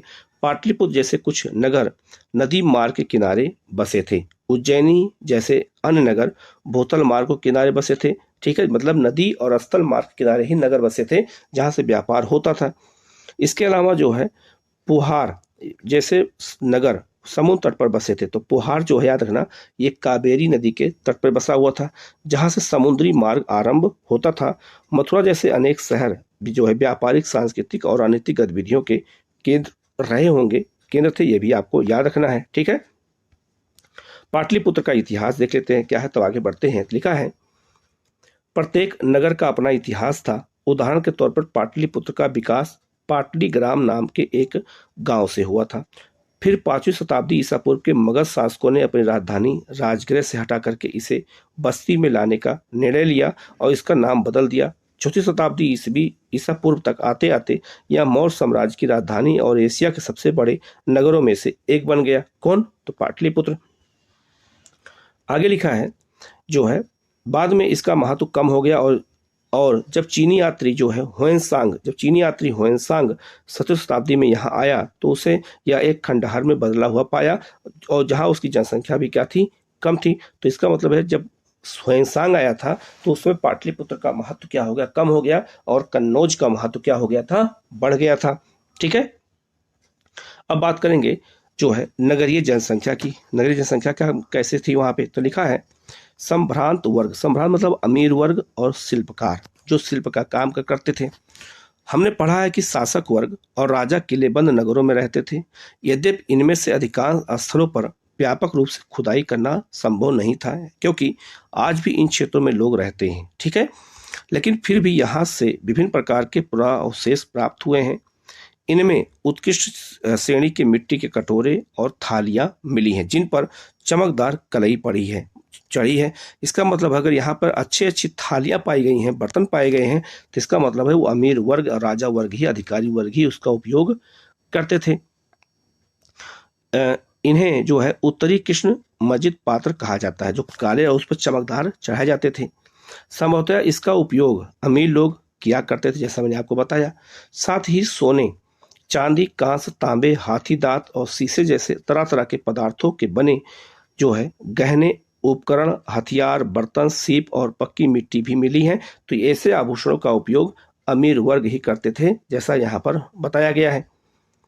आगे लिखा है, द्वितीय शताब्दी ईसा पूर्व आते आते हमें कई नगरों में छोटे धनात्मक अभिलेख प्राप्त हुए हैं। इनमें दाता के नाम के साथ साथ प्रायः उनके व्यवसाय का भी उल्लेख मिलता है। इनमें नगरों में रहने वाले धोबी, ठीक है, बुनकर, लिपिक, बढ़ई, कुम्हार, स्वर्णकार, लोहकार, अधिकारी, धार्मिक गुरु, व्यापारी और राजाओं के बारे में विवरण लिखे होते हैं। कभी कभी उत्पादकों और व्यापारियों के संघ का भी उल्लेख मिलता है, जिसे हम श्रेणी कहते थे। तो व्यापारियों का जो वर्ग था उसे क्या कहते थे उस समय? श्रेणी कहते थे। यह क्वेश्चन आईएएस में कम से कम 2 से 3 बार और पीसीएस एग्जाम में कम से कम 10 बार आ चुका है, ठीक है। ये श्रेणियां संभवतः पहले कच्चे माल को खरीदती थी, फिर उसमें से सामान तैयार कर बाजार में बेच देती थी। यह संभव है कि शिल्पकारों ने नगर में रहने वाले सम्भ्रांत मतलब अमीर लोगों की बढ़ती मांग को पूरा करने के लिए कई प्रकार के लौह उपकरणों का भी प्रयोग किया होगा, जिसके बारे में यहाँ पर बताया गया है, ठीक है। पहले हम यहाँ मैप देख लेते हैं, कुछ राज्यों के बारे में देख लेते हैं, और यहाँ पे एक अभिलेख है, इसके बारे में देख लेते हैं। यहाँ लिखा है, ये एक प्रतिमा है, ये प्रतिमा मथुरा से मिली है। इसमें जो है अभिलेख में जो है बताया गया है कि एक परिवार के बारे में कहानी के रूप में यहाँ पे जो दिया गया है उसी को यहाँ बताया गया कि एक परिवार में कैसे कैसे लोग रहते हैं और उनके क्या क्या काम थे, उसी के बारे में एक विवरण मिलता है, ठीक है। यहाँ कुछ राज्य हैं, आप देख सकते हैं। यहाँ आप देख सकते हैं तक्षशिला है, जहाँ कुषाणों का राज था। तो कुषाणों का राज तक्षशिला से लेकर के मथुरा तक था। कन्नौज हर्षवर्धन का राज था। गुप्तों का राज ये था, वाराणसी, श्रावस्ती, कौशाम्बी पूरा क्षेत्र और लेकर के पाटलिपुत्र राजगृह तक था। महास्थान पश्चिम बंगाल को कहते थे। शिशुपालगढ़ उड़ीसा में था। ये वाकाटक राजवंश था और ये सातवाहन राजवंश था, ठीक है। ये शकों का राज था, ठीक है। उज्जैनी, विदिशा भी आप देख सकते हैं। इसी तरह से आप यहाँ देखिएगा तो साउथ में जो है चोल और पांड और चेर, ये तीनों जो मिला करके संगम काल कहते थे। अब आप ये देख सकते हैं, मैंने आपको बताया भी था, यहाँ पे जो नदी बनी है ये कावेरी नदी है और कावेरी नदी के मुहाने पर ही पुहार नामक बंदरगाह था। ये क्वेश्चन पूछा गया, ये कोरोमंडल तट पर स्थित था। ये क्वेश्चन कम से कम 3 से 4 बार एग्जामों में आ चुका है, तो इसको भी मैप के थ्रू जो बताया गया इसको भी आप लोग अच्छे से गौर कीजिएगा, ठीक है, जिससे आपको चीजें याद रहें। आगे लिखा है उपमहाद्वीप और उसके बाहर का व्यापार। तो उपमहाद्वीप के बाहर व्यापार कैसे होता था? तो जाहिर सी बात है कि समुद्रों तटों के माध्यम से जो बंदरगाह होते थे वहां से होता था। तो और हमारे देश का जो है दक्षिणी क्षेत्र है उसके एक तरफ बंगाल खाड़ी, एक तरफ अरब सागर है, तो बहुत बड़ा तट था हमारे यहाँ और यहाँ से व्यापार हमारे यहाँ समुद्र तटों से अलग क्षेत्रों में होता था। तो लिखा है 6ठी शताब्दी ईसा पूर्व से ही उपमहाद्वीप में नदी मार्गों और भूमार्गों का मानो जाल बिछ गया था और कई दिशाओं में फैल गया था। मध्य एशिया, और मध्य एशिया मतलब जो आपका आज हम जो तुर्की से लेकर के और ये कजाकिस्तान पूरा क्षेत्र, उसको उस समय मध्य एशिया कहते थे, ठीक है। आज मध्य एशिया अलग है, तो हम किर्गिस्तान, कजाकिस्तान इसको कहते हैं। उससे भी आगे तक का भूभाग थे। समुद्र तट पर बसे कई बंदरगाहों से जलमार्ग अरब सागर होते हुए जो है उत्तरी अफ्रीका, पश्चिमी एशिया तक फैल गया था और बंगाल की खाड़ी से यह मार्ग चीन और दक्षिण पूर्व एशिया तक फैल गया था। शासकों ने प्रायः इन मार्गों पर नियंत्रण रखने की कोशिश की और संभवतः वो इन मार्गों पर व्यापारियों की सुरक्षा के बदले उनसे धन भी लेते थे। तो याद रखना, जो आपका ये अगर एक मैप के माध्यम से समझने का प्रयास करें तो इधर से जो व्यापार होता था वो अफ्रीका को, एशिया को, जबकि बंगाल खाड़ी के माध्यम से चीन और दक्षिण पूर्व एशिया के देशों इंडोनेशिया, मलेशिया के देशों को व्यापार होता था। उसी के बारे में यहाँ विवरण दिया गया है। आगे लिखा है, इन मार्गों पर चलने वाले व्यापारियों में पैदल फेरी लगाने वाले व्यापारी तथा बैलगाड़ी और घोड़े, खच्चरों जैसे जानवरों के दल के साथ चलने वाले व्यापारी होते थे। साथ ही समुद्री मार्ग से भी लोग यात्रा करते थे, जो खतरनाक तो था ही, लेकिन बहुत लाभदायक भी होता था, क्योंकि इससे ईंधन और समय की बचत होती थी। तमिल भाषा में जो है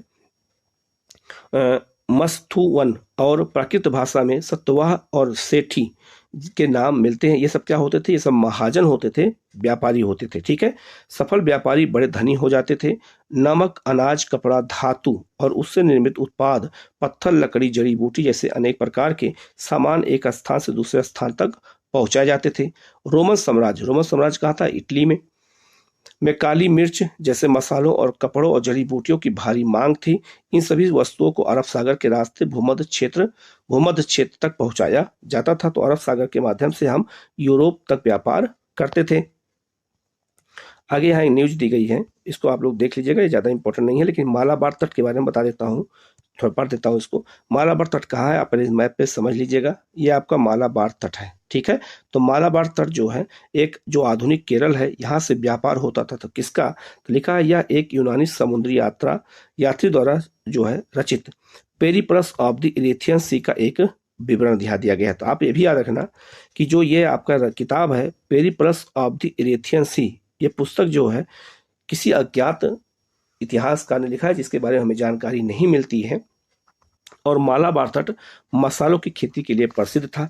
और पेरिप्लस ऑफ जो इरेथियन सी है, इसकी तुलना लाल सागर से की जाती है। ये भी याद रखना, अगर आपसे पूछा जाए कि पेरिप्लस ऑफ द इरेथियन सी में इरेथियन सी की पहचान हम किससे करते हैं, तो लाल सागर से करते हैं। ठीक है। तो लाल सागर आप ये मैप पे देख सकते हैं, लाल सागर से ही हम इरेथियन सी की पहचान करते हैं। ये बात याद रखना। इसका विवरण क्या कहता है? तो लिखा है, भारी मात्रा में काली मिर्च और दाल चीनी खरीदने के लिए बाजार वाले नगरों में वे विदेशी व्यापारी जहाज भेजते हैं। एक तो यहाँ भारी मात्रा में सिक्कों, पुखराज जो है, सुरमा, मूंगे, कच्चे शीशे, तांबे, टीन और शीशे का आयात किया जाता है। इन बाजारों के आसपास भारी मात्रा में उत्पादन काली मिर्च का निर्यात किया जाता है। मतलब उस समय ही काली मिर्च का निर्यात यहाँ होता था। इसके अलावा उच्च कोटि के मोतियों, हाथी दांत, रेशमी वस्त्र, विभिन्न प्रकार के पारदर्शी पत्थरों, हीरो और काले नग और कछुए की खोपड़ी का भी मतलब मात्रा में यहाँ आयात होता था। तमिलनाडु के जो है कोडम नाल में बहुमूल्य और कम मूल्यवान पत्थरों से बनाए जाने वाले मूंगों के उपयोग के पुरातात्विक साक्ष्य भी यहाँ से मिले हैं। ठीक है। आगे लिखा है, संभव है कि पेरिप्लस में वर्णित पत्थरों को इन्हीं तटवर्ती बंदरगाहों तक स्थानीय व्यापारी लाए होंगे, जैसा कि यहाँ पर बताया गया है। ठीक है। तब इसको अच्छे से याद रखना, या आपसे पूछा जा सकता है पेरिप्लस ऑफ द इरेथियन सी के बारे में। ठीक है। आगे लिखा है, सिक्के और राजा। तो राजा जो है जब सिक्के बनवाते थे तो सिक्कों पर अपना नाम, अपनी आकृति लिखवाते थे और अपनी उपाधियां भी लिखवाते थे कि वो कौन कौन सी बड़ी बड़ी उपाधियां लेते थे। और सिक्के जो है आहत सिक्के बनते थे, मतलब ठप्पा मार के बनाए जाते थे। बाद में सोने, चांदी और तांबे के भी सिक्के बनने लगे। तो लिखा है, व्यापार के लिए सिक्के के प्रचलन के विनिमय कुछ हद तक आसान हो गया। तो सिक्का जब से होने लगा व्यापार में, तब से व्यापार क्या हो गया? बिल्कुल आसान हो गया। चांदी और तांबे के आहत सिक्के ठप्पा मार के सबसे पहले ढाले गए और प्रयोग में लाए गए। पूरे महाद्वीप में खुदाई के दौरान इस प्रकार के सिक्के मिले हैं। मुद्रा शास्त्रियों ने इसका और अन्य सिक्कों का अध्ययन करके उनकी वाणिज्यिक प्रयोग के संभावित क्षेत्रों का जो है पता लगाया है। ठीक है। आगे लिखा है, आहत सिक्कों पर बने जो है प्रतीकों को जो है उन विशेष मौर्य वंश जैसे राजाओं के प्रतीकों में मिला करके पहचान करने की कोशिश की गई। तो पता चला कि इन सिक्कों को राजाओं ने जारी किया था। यह भी संभव है कि व्यापारियों, धनपतियों और नागरिकों ने इस प्रकार के कुछ सिक्के जारी किए गए। शासकों की प्रतिमा और नाम के साथ सबसे पहले सिक्के हिंद यूनानी शासकों ने जारी किया। याद रखना, अगर आपसे पूछा जाए सिक्कों पर राजाओं का नाम लिखवाना और राजाओं की प्रतिमा लिखवाना, मतलब प्रतिमा बनाना की शुरुआत किसने किया था? तो हिंद यूनानी शासकों ने किया था। ये भी क्वेश्चन कई बार एग्जामों में पूछा गया है। ठीक है। आगे लिखा है, उन्होंने द्वितीय शताब्दी ईसा पूर्व में उपमहाद्वीप के उत्तर पश्चिमी क्षेत्र पर नियंत्रण स्थापित किया था। हालांकि सोने के सिक्के बड़े पैमाने पर प्रथम शताब्दी ईस्वी में कुषाण राजाओं ने जारी किए। तो सबसे पहले व्यापक पैमाने पर सोने के सिक्के कौन जारी किया? तो कुषाण राजाओं ने किया था। ठीक है। इनके आकार और वजन तत्कालीन रोमन सम्राटों तथा ईरान के पार्थियन शासकों द्वारा जारी सिक्कों के बिल्कुल समान थे, कुषाणों के सिक्के। ठीक है। उत्तर और मध्य भारत के कई पुरास्थलों पर ऐसे सिक्के मिले हैं।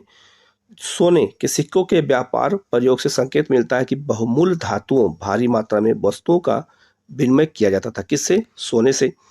इसके अलावा दक्षिण भारत के अनेक पुरास्थलों से बड़ी संख्या में जो है रोमन सिक्के मिले हैं, जिससे यह स्पष्ट है कि व्यापारिक तंत्र जो है रणनीतिक सीमाओं से बंधा नहीं था। मतलब रणनीतिक सीमाओं से व्यापार बंध के नहीं होता था, क्योंकि दक्षिण भारत जो है सोने जो है रोमन साम्राज्य के अंतर्गत न होते हुए भी व्यापारिक दृष्टि से रोमन साम्राज्य से संबंधित था। तो दक्षिण भारत में रोमन साम्राज्य के सिक्के पाए गए थे। इससे अनुमान लगाया गया कि इस समय यहाँ व्यापार होता था।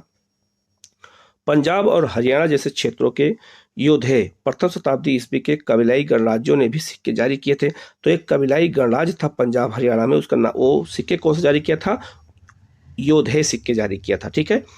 पुराविदों को योद्धे शासकों द्वारा जारी तांबे के सिक्के हजारों की संख्या मिले हैं, जिनसे योद्धेयों की व्यापार में रुचि और सहभागिता का परिचय भी मिलता है। तो छोटे राज्य भी उस समय सिक्के जारी करते थे, उसी के बारे में बताया गया है। सोने के सबसे भव्य सिक्कों में से कुछ गुप्त शासकों ने जारी किए। इनके आरंभिक सिक्कों में प्रयुक्त सोना अति उत्तम था और इन सिक्कों के माध्यम से दूर देशों से व्यापार विनिमय करने में आसानी होती थी, जिससे शासकों को भी लाभ होता था। तो शासकों को भी इससे लाभ होता था, व्यापारियों से उन्हें सोना काफी पर्याप्त प्राप्त होता था। आगे लिखा है, 6वीं शताब्दी ईस्वी से सोने के सिक्के मिलने कम हो गए। क्या इससे यह संकेत मिलता है कि उस काल में कुछ आर्थिक संकट पैदा हो गया था? इतिहासकारों में इसे लेकर मतभेद है। कुछ का कहना है कि रोमन साम्राज्य के पतन के बाद दूरवर्ती व्यापार में कमी आई, क्योंकि रोमन साम्राज्य पतन हो गया तो व्यापार क्या हो गया? कम हो गया। और रोमन साम्राज्य के लोग जब हमारे यहाँ व्यापार करने आते थे तो सोना देकर ही व्यापार करते थे, जिससे उन राज्यों, समुदायों और क्षेत्रों की संपन्नता पर असर पड़ा, जिन्हें दूरवर्ती व्यापार से लाभ मिलता था। अन्य का कहना है कि इस काल में नए नगरों और व्यापार के नवीन तंत्रों का उदय होने लगा था। उनका यह भी कहना है कि यद्यपि इस काल के सोने के सिक्कों का मिलना तो कम हो गया, लेकिन अभिलेखों और ग्रंथों में सिक्कों का जो है उल्लेख जो है होता रहा। इसका अर्थ यह हो सकता है कि सिक्के इसलिए कम मिलते हैं क्योंकि वह प्रचलन में थे और उनका किसी भी संग्रह जो है करके नहीं रखा गया। तो हो सकता है इस कारण भी जो सिक्के कम मिले हों। आगे लिखा है मूल बातें। तो लिखा है, अभिलेखों का अर्थ कैसे निकाला जाता है? अभी तक हम अन्य बातों के अलावा अभिलेखों के अंशों के बारे में अध्ययन कर रहे थे, लेकिन इतिहासकारों को यह कैसे ज्ञात होता है कि अभिलेखों में क्या लिखा होता था? ठीक है। यहाँ आप सिक्के देख सकते थे, ये गुप्त काल का सिक्का बनाया गया है, जिसको यहाँ पर दिखाया गया है। ठीक है। और ये अभिलेख है जो आप देख लिखा है ब्राह्मी लिपि में। तो अभिलेख कैसे पढ़ा जाता था? तो आप देख सकते हैं, ये जो अभिलेख किसने पढ़ा था? तो जेम्स प्रिंसेप ने पढ़ा था। तो का को किस अक्षर से लिखते हैं, चा कैसे लिखा जाता था, ढा कैसे लिखते थे, दा कैसे लिखते थे, माँ कैसे लिखते थे और रा कैसे लिखते थे। तो इसी से जो है हम अक्षर से निकाल करके तब हमने इसको पता लगाया कि ये क्या लिखा है। और तब ये जैसे आप यहाँ देख सकते हैं ब्राह्मी में लिपि में लिखा गया है, लेकिन पाली भाषा है। तो इसके अर्थ को निकालने के लिए पहले हमें हिंदी ग्रामर के साथ इसको जोड़ने की आवश्यकता महसूस हुई, तब जा करके हम इसको पढ़ पाए हैं। ठीक है। हम लोग आगे बढ़ते हैं। लिखा है ब्राह्मी लिपि का अध्ययन। तो ब्राह्मी लिपि में अशोक के अभिलेख मिलते हैं। तो लिखा है, आधुनिक भारतीय भाषाओं में प्रयुक्त लगभग सभी लिपियों का मूल ब्राह्मी लिपि है। ब्राह्मी लिपि का प्रयोग अशोक के अभिलेखों में किया गया है। 18वीं सदी से यूरोपीय विद्वानों ने भारतीय पंडितों की सहायता से आधुनिक बंगाली और देवनागरी लिपि में कई पांडुलिपियों का अध्ययन शुरू किया और उनके अक्षरों की प्राचीन अक्षरों के नमूनों से तुलना शुरू की। तो जब हमारे यहाँ यूरोपीय विद्वान आए तब उन्होंने पंडितों और विद्वानों की मदद से ब्राह्मी लिपि को पढ़ना शुरू किया। आरंभिक अभिलेखों का अध्ययन करने वाले विद्वानों ने कई बार यह अनुमान लगाया कि ये संस्कृत में लिखे गए हैं, जबकि प्राचीनतम अभिलेख वस्तुतः प्राकृत में है।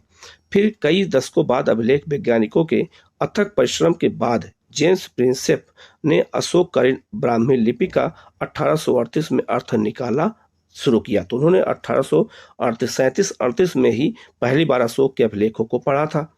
अब आते हैं खरोष्टी लिपि को कैसे पढ़ा गया। तो पश्चिमी उत्तर के मतलब जो पाकिस्तान वाला क्षेत्र था के अभिलेखों में प्रयुक्त खरोष्टी लिपि पढ़े जाने की कहानी अलग है, क्योंकि खरोष्टी लिपि याद रखना दाएं से बाएं की ओर लिखी जाती थी, ऐसे इस तरह लिखी जाती, जबकि ब्राह्मी लिपि जो है बाएं से दाएं की ओर इस तरह लिखी जाती थी। ठीक है, तो लिखा है इस क्षेत्र में शासन करने वाले हिंद यूनानी राजाओं जो है द्वारा बनवाए गए सिक्कों से जानकारी हासिल करने में आसानी हुई। इन सिक्कों पर राजाओं के नाम यूनानी और खरोष्टी में लिखे गए हैं। यूनानी भाषा पढ़ने वाले यूरोपीय विद्वानों ने अक्षरों का मेल किया। उदाहरण के तौर पर दोनों लिपियों में जो है अपोलोडोडस का नाम लिखने में एक ही जो है प्रतीक मान आ प्रयुक्त किया गया। चूंकि प्रिंसेप ने खरोष्टी में लिखे अभिलेखों की भाषा की पहचान प्राकृत के रूप में की थी, इसलिए लंबे अभिलेख को पढ़ना सरल हो गया। आगे लिखा है अभिलेखों से प्राप्त ऐतिहासिक साक्ष्य क्या थे। तो इतिहासकारों और अभिलेख शास्त्रियों के काम करने के तरीकों का पता लगाने के लिए आइए अशोक के 2 अभिलेखों को ध्यान से देखें। तो लिखा है ध्यान देने योग्य बात यह है कि अभिलेख जो है में शासक अशोक का नाम नहीं लिखा है, उसमें अशोक द्वारा अपनाई गई उपाधियों का प्रयोग किया गया है, जैसे कि देवा नाम प्रिय अर्थात देवताओं का प्रिय और प्रियदर्शी यानी देखने में सुंदर। अशोक का नाम अन्य अभिलेखों में मिलता है। ठीक है, बाकी अशोक का नाम अन्य अभिलेखों में भी मिलता है, जिसमें उसकी उपाधियां भी लिखी गई हैं। इन अभिलेखों का परीक्षण करने के बाद अभिलेखा शास्त्रियों को पता चला कि उनके विषय शैली और भाषा और पूरा लिपि विज्ञान सबसे समान, मतलब उनमें क्या है समानता है। इसीलिए क्योंकि अशोक का नाम तो लिखा नहीं था, तो कैसे हम अशोक का अभिलेख कह सकते हैं। तो दोनों में जो अशोक जहां अभिलेख नाम लिखे थे, जब दोनों का मेल किया गया तो दोनों में समानता मिल गई। आगे लिखा है अतः वह इस निष्कर्ष पर पहुंचे कि इन अभिलेखों को एक ही शासक ने बनवाया था। आपने यह भी देखा होगा कि अशोक ने अपने अभिलेखों में कहा है कि जो है उनसे पहले के शासकों ने रिपोर्ट एकत्र करने की व्यवस्था नहीं की थी। यदि अशोक से पहले के उपमहाद्वीपीय इतिहास पर विचार करें तो क्या आपको लगता है कि अशोक का यह वक्तव्य सही है? तो बिल्कुल सही है, क्योंकि उससे पहले कोई अभिलेख लिखवाया ही नहीं। इतिहासकारों को बार बार अभिलेखों में लिखे कथनों का परीक्षण करना पड़ता है ताकि यह पता चल सके कि उनमें क्या लिखा है वह सत्य है, संभव है या फिर अतिशयोक्ति है, मतलब वो झूठी कहानियां हैं। ठीक है, क्या आपने ध्यान दिया है कि कुछ शब्द जो है ब्रैकेट में लिखे हैं। अभिलेख शास्त्री प्रायः वाक्यों के अर्थ स्पष्ट करने के लिए ऐसा करते हैं। यह बड़े ध्यान से करना पड़ता है जिससे कि जो है लेखक का मूल अर्थ ना बदल जाए। इतिहासकारों को और भी परीक्षण करने पड़ते हैं। यद्यपि राजा के आदेश यातायात मार्गों के किनारे और नगरों के पास प्राकृतिक पत्थरों पर उत्कीर्ण थे जो है, तो क्या वहां से आने जाने वाले लोग उन्हें पढ़ने के लिए उन स्थान पर रुकते थे? अधिकांश लोग प्रायः पढ़े लिखे नहीं थे, तो वो कैसे समझते? तो क्या पाटलिपुत्र में प्रयुक्त प्राकृत उपमहाद्वीप में सभी स्थानों पर लोग समझते थे? क्या राजा के आदेशों का पालन किया जाता था? इन प्रश्नों के उत्तर पाना सदैव आसान नहीं है। ठीक है, यहाँ पहले हम कुछ चीज़ों को और देख लेते हैं। यहाँ पे क्या क्या इंपॉर्टेंट चीज़ें दी गई हैं, फिर हम लोग नीचे आते हैं। राजा का आदेश, तो राजन देवा नाम प्रियदर्शी क्या कहते हैं कि मतलब ये अभिलेख में लिखा गया है कि अतीत में मसलों को निपटाने मतलब कोई भी मामले को निपटाने और नियमित रूप से सूचना एकत्र करने की व्यवस्थाएं नहीं थी, लेकिन मैंने निम्नलिखित व्यवस्था की है। किसने कहा है? राजा कहता है। लिखा है लोगों के समाचार हम तक जो है प्रतिवेदन सदैव पहुंचाएं, चाहे वह कहीं भी हो। मतलब राजा का आदेश था कि हम कहीं भी हो हमें जो है सूचना मिलना चाहिए, चाहे जहां हो। मतलब कौन कौन से स्थान पे? तो खाना खा रहा हूँ, अंतःपुर में हूँ, विश्राम कक्ष में हूँ, गौशाले में हूँ, या फिर पालकी में मुझे ले जाया जा रहा हो, वाटिका में हूँ, मैं लोगों के विषय में निराकरण हर मैं स्थल पर करूंगा। ऐसा अशोक ने आदेश जारी किया था। ठीक है, राजा की वेदना क्या थी? हम देवानाम प्रियदर्शी ने अपने शासन के 8वें वर्ष पूरे किए तो उन्होंने कलिंग, आधुनिक तटवर्ती उड़ीसा का पर विजय प्राप्त की थी। तो अपने शासन के 8वें वर्ष अशोक ने विजय प्राप्त किया था। किसकी? कलिंग की। इसकी जानकारी 10वें शिलालेख में मिलती है। लिखा है कि 1.5 लाख पुरुषों को निष्कासित किया गया, 1 लाख मारे गए और इससे भी ज्यादा की मृत्यु हुई। कलिंग पर शासन स्थापित करने के बाद देवानाम प्रिय धम्म के गहन अध्ययन और धम्म के स्नेह और धम्म के उपदेश में डूब गया। मतलब अशोक ने क्या किया? युद्ध की नीति को त्याग करके धम्म की नीति को क्या किया? उसने अपना लिया। यही देवानाम प्रिय के लिए कलिंग की विजय का पश्चाताप है। देवानाम प्रिय के लिए एक बहुत वेदनादायी और जो है निंदनीय है कि जब कोई किसी राज्य पर विजय प्राप्त करता है तो पराजित राज्य का हनन होता है, वहाँ लोग मारे जाते हैं और निष्कासित किए जाते हैं। ये अशोक की पीड़ा थी और अशोक ने ऐसा अपने अभिलेख में लिखवाया भी था। ठीक है, आगे बढ़ते हैं। लिखा है, इनमें से कुछ समस्याओं के प्रमाण हमें अशोक के अभिलेख में मिलते हैं जिनकी व्याख्या प्राय अशोक की वेदना के प्रतिबिंब के रूप में की जाती है, जैसे मैंने अभी आपको पढ़ के बताया है। ठीक है, कि अशोक की क्या वेदना थी, क्या जो है वो सोचता था। आगे लिखा है, साथ ही यह युद्ध के प्रति उनकी जो है मनोवृत्ति में परिवर्तन को भी दर्शाता है कि उसने जो है धम्म की नीति को अपना लिया और युद्ध की नीति को त्याग दिया।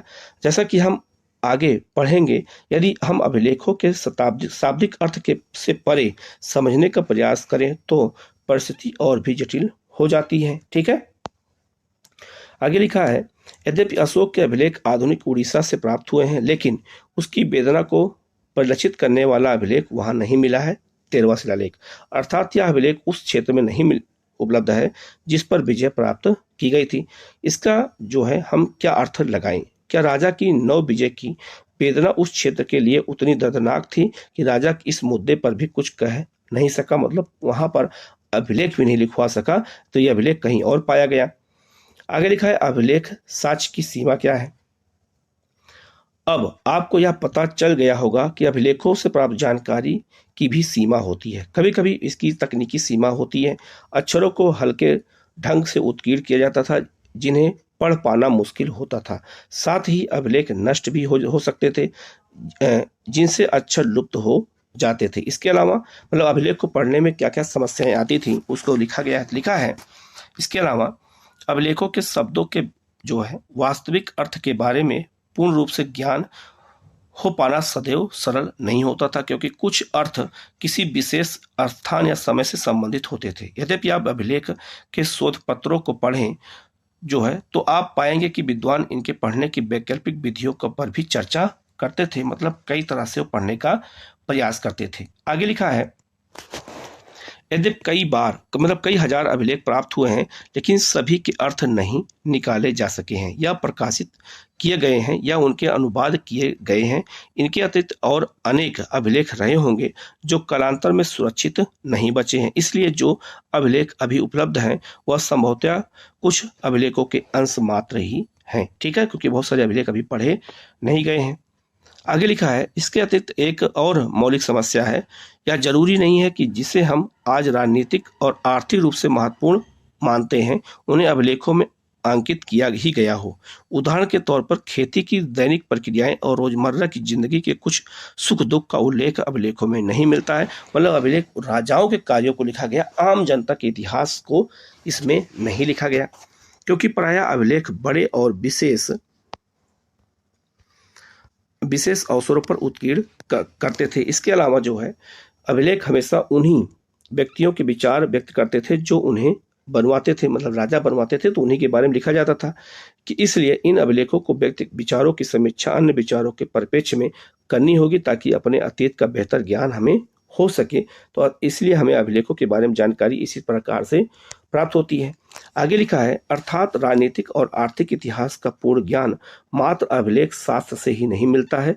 साथ ही इतिहासकार प्रायः प्राचीन और अर्वाचीन दोनों मतलब आगे के दोनों प्रकार के प्रमाणों का जो है आशंका व्यक्त करते थे। 19वीं सदी के आखिरी दशक में और 20वीं सदी के प्रारंभ में इतिहासकार प्रमुख रूप से राजाओं के इतिहास में रुचि रखते थे। 20वीं सदी के मध्य से आर्थिक परिवर्तन, विभिन्न सामाजिक समुदायों के उदय के विषय में महत्वपूर्ण बन गए। हाल के दशकों में ऐसे समुदायों के प्रति इतिहासकारों की रुचि बढ़ी और जो सामाजिक हाशिए पर थे। इससे संभवतः प्राचीन स्रोतों पर पुनर्विचार किया जाएगा और विश्लेषण की कमी को मतलब विधियां विकसित होंगी। ठीक है, यहाँ पे एक मैप दिया गया है। ये ताम्रपत्र ऐसे ही होता था और इस ताम्रपत्र पर देखिए जो है कन्नड़ भाषा में लिखा गया है और ये जो है कर्नाटक से प्राप्त हुआ है। ठीक है, यहाँ कुछ तिथियां दी गई हैं, इसको देख लेते हैं। तो लिखा है, अगर पूछा जाए आपसे कि धान की रोपाई गंगा घाटी में नगरीकरण और महाजनपद आहा सिक्के कब शुरू हुए, तो 600 से 500 ईसा पूर्व के बीच में। 500 से 400 ईसा पूर्व के बीच में मगध के शासकों की सत्ता पर पकड़ बन गई। 327 से 325 ईसा पूर्व में सिकंदर का भारत पर आक्रमण हुआ था। 321 में चंद्रगुप्त का राज्यारोहण किया गया। 272 से लेकर के 231 तक अशोक का शासन था। 145 ईसा पूर्व में मौर्य साम्राज्य का अंत हो गया। ठीक है, आगे लिखा है 100 ईसा पूर्व में पश्चिमोत्तर में शक शासन, दक्षिण में चोल, चेल और पांड और दक्कन में सातवाहनों का शासन स्थापित हुआ। इसके बारे में आगे हम पढ़ेंगे भी। 100 ईसा पूर्व से लेकर 200 ईस्वी तक पश्चिमोत्तर में शकों जो है और रोमन साम्राज्य व्यापार, सोने के सिक्के आने शुरू हो गए। 78 ईस्वी में कनिष्क का राज्यारोहण हुआ। ठीक है, अब यही डेट ज्यादा प्रमाणित है। 100 से 200 ईस्वी में सातवाहन और शक शासकों द्वारा भूमिदान के अभिलेख प्रमाण मिलते हैं। 320 ईस्वी में गुप्त राज शासन का आरंभ होता है। 335 से 375 तक जो है समुद्रगुप्त ने शासन किया। 375 से 414 तक चंद्रगुप्त द्वितीय दक्कन में वाकाटकों का शासन था। 500 से 600 में तक कर्नाटक में चालुक्यों का उदय हुआ। तमिलनाडु में पल्लवों का उदय हुआ, जो आगे हम लोग पढ़ेंगे।